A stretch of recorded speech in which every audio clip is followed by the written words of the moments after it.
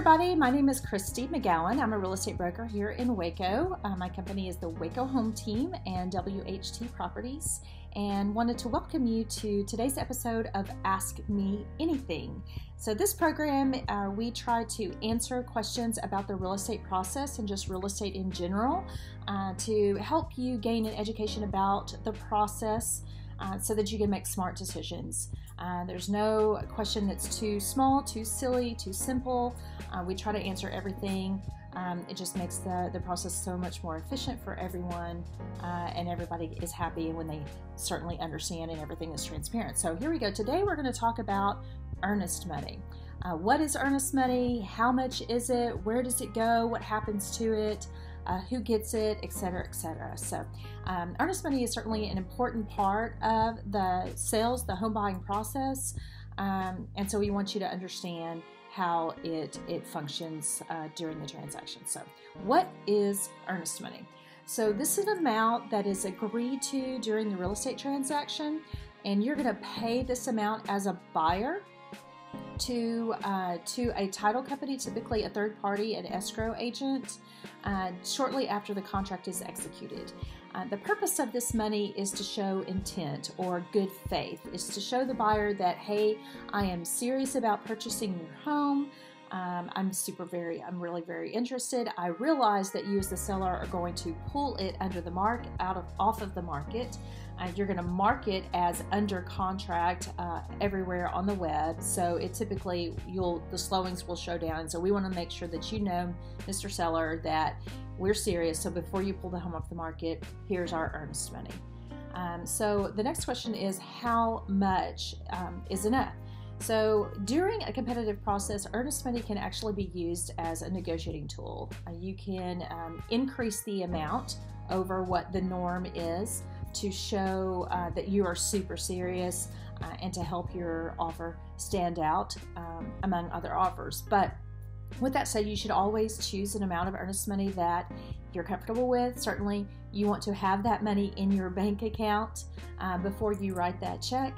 And typically the amount is 1% of the sales price, but this can vary greatly based on the total deal, the price of the home, the market environment, etc., etc.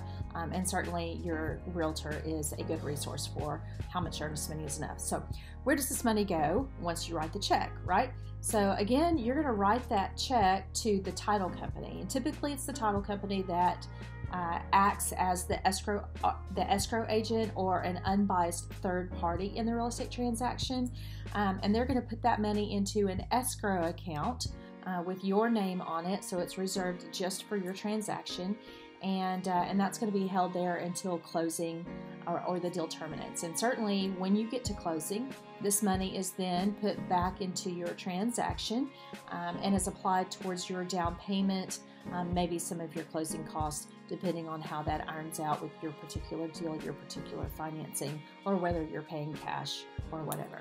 So now, but what happens if the deal doesn't close?